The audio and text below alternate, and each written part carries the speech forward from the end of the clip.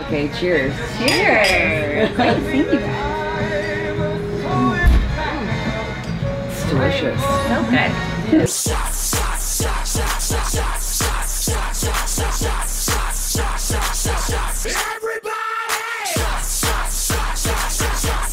I know it's Gert Boyle, right? Yeah. Gert Boyle.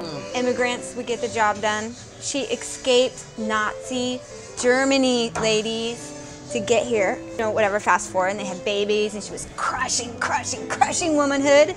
Listen what happens next. Listen what happens next.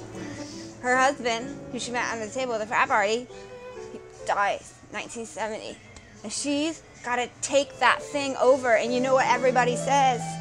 Someone else. Someone else. You can't do it, you should sell the company. And someone writes her a check for like $1,300 for the company, but won't take the inventory of the building. And she's like, what? I can do this myself. I can do this. And you know, she had all the good ideas to begin with. And she took over the company, and then, oh, you guys love layers, right? Like, who doesn't love layers? Layering. The layering. Obviously. She comes out with the bugaboo.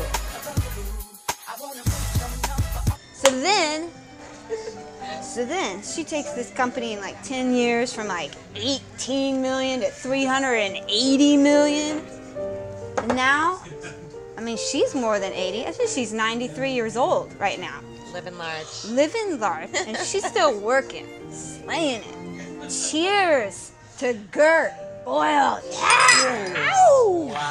Wow. Woo! Jim Kelly, you guys know Jim Kelly? Jim Kelly. He had $2,500, and he basically took junk and turned it into something beautiful. Like, I look at that light right there. It's like an apple crate that's junk that they put on the wall. He made it into a light, and you know, no, I'm not even kidding. He bought a saloon in North Portland with junk. Well, guess who went there? I heard that Harrison Ford walked in his store. He had a hat. He had like snakes.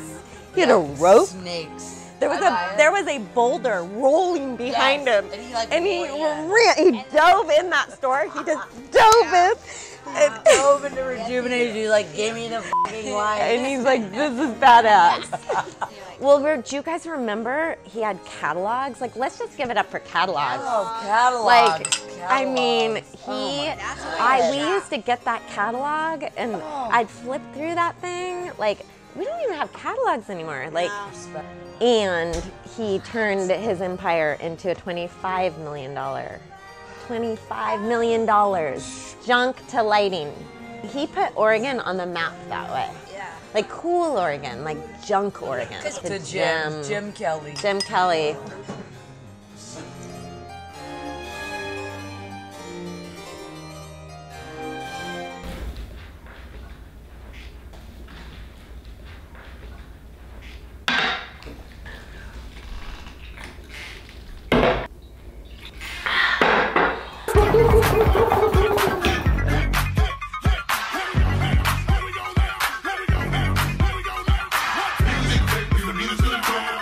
You know who I think is cool? Who? Phil f***ing Knight. So he's at University of Oregon, and he's running track, like in circles, like he's running round and round the track. And he has a coach, and his name is Bill Bowerman. And he's like, Bill, I can't keep running in flip-flops and shit. Like, I need really good shoes, right? So, oof, that's good stuff. Ooh. So Bill's like, oh wait, I can make you shoes. I know how to make you shoes. And then Bill Bowerman's like home one day, messing with his wife's waffle iron, as you do. I think he looks at the waffles and is like, oh my God, that would be so good on the bottom of a shoe. That would be like a light, fluffy cushion. And so he takes the waffle iron, but he doesn't put waffles into it. He puts rubber into it. And then Phil Knight's like, let's do this, Bill. Like, let's take on the world and make waffle shoes. And so they do. And then basically, so they have a store, and that's doing really well, and that's in Eugene. And then he meets this very attractive chap called Prefontaine, who happens to be very fast.